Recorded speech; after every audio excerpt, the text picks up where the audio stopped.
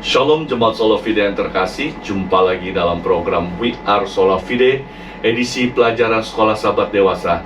Hari ini hari Sabtu, dengan judul yang baru, Pengantar Kitab Ulangan. Kita awali pelajaran kita dengan membaca ayat hafalan yang terdapat di dalam 1 Yohanes pasal 4 ayat ke-8. Barang siapa tidak mengasihi, ia tidak mengenal Allah, sebab Allah adalah kasih.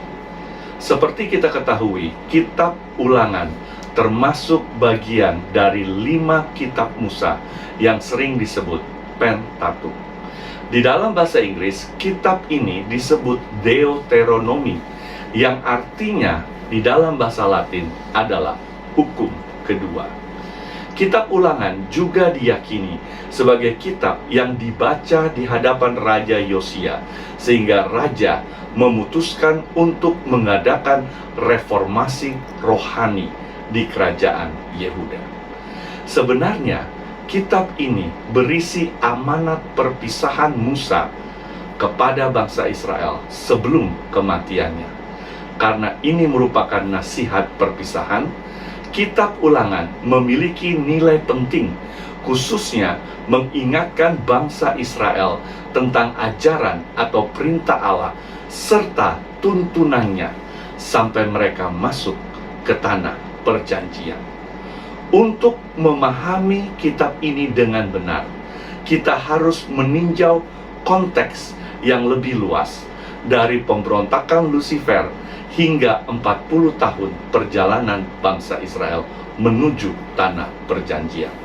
Faktanya, kitab Ulangan merupakan penjelasan iman kepada bangsa Israel, sekaligus menjadi kitab pegangan bagi para pemimpin agar mereka dapat menuntun umat untuk hidup di jalan yang benar. Oleh karena itu, pelajaran kita sepanjang 1 minggu ini mengutamakan 4 hal penting.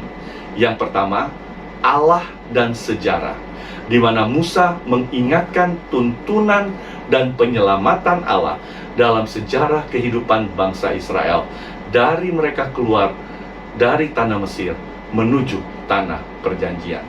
Yang kedua, Allah yang mengasihi. Melalui kasih-Nya yang ajaib, Allah menjangkau dan melindungi umatnya selama perjalanan mereka, dan mereka belajar untuk mengasihi Allah melalui penurutan. Yang ketiga, janji Allah, di mana Allah mengadakan perjanjian kekal, dan perjanjian ini dapat terwujud jika umatnya setia dan menuruti perintahnya. Serta yang keempat, umat Allah, di mana Israel diangkat menjadi umat pilihan, bukan karena keunggulan mereka, tetapi hanya melalui kasih karunia Allah. Sebagai umat pilihan, bangsa ini harus memiliki komitmen untuk setia dan menuruti perintah Allah. Tetap setia di dalam berdoa, rajin belajar Alkitab, because we are sola fide. Tuhan Yesus memberkati.